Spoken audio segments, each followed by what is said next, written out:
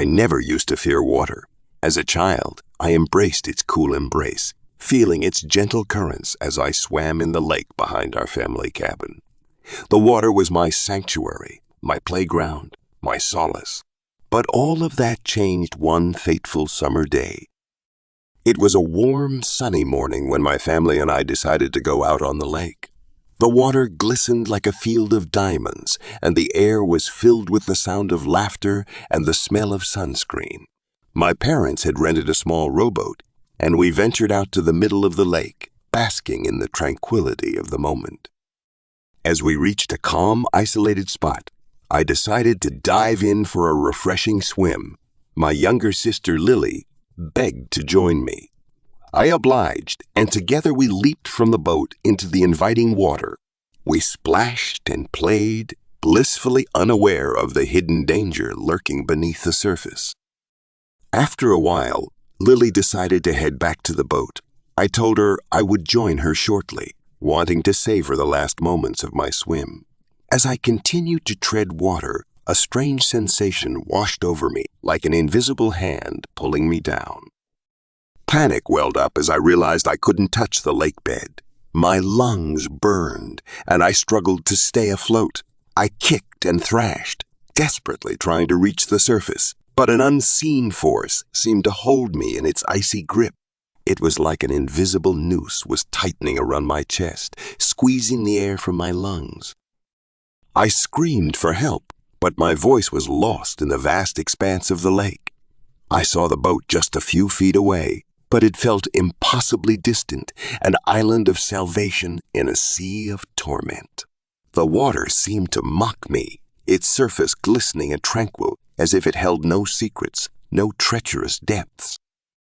My limbs grew heavy, and I began to sink. The light above grew dimmer, and the world around me faded into a watery abyss.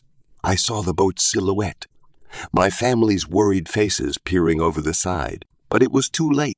I was slipping away, descending into the depths, consumed by the silent void. Then, a firm hand clamped onto my arm, pulling me upward. It was Lily, her small frame fighting with all her might. She'd mustered every ounce of strength to rescue me.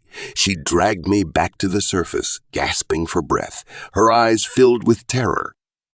My family hauled us into the boat, their faces pale with fear. They wrapped me in a blanket, trying to warm my shivering body. I struggled to form words, to express my gratitude and explain the malevolent force that had pulled me down. As we headed back to the cabin, I couldn't help but look at the lake with newfound trepidation. The water that had once been my sanctuary now seemed like a mysterious abyss, concealing secrets I could never fully understand. Over the years, the memory of that day haunted me. I couldn't shake the feeling that something sinister had lurked beneath the serene surface of the lake. The thought of drowning, of being trapped in that watery abyss, haunted my dreams. I stopped swimming, avoided the water whenever I could. I never returned to that lake. It was as though a part of me had been stolen that day, left to dwell in the cold, dark depths of the lake. Though I survived that day, I would forever carry the weight of the water's suffocating grasp, the knowledge that beneath its alluring beauty, it held a chilling, merciless power that could claim even the strongest swimmers. Drowning had transformed my sanctuary into a realm of unfathomable dread, a reminder that beneath the surface, where the sun's rays cannot penetrate, there exists a darkness, an abyss that hungers for those who dare to venture too deep.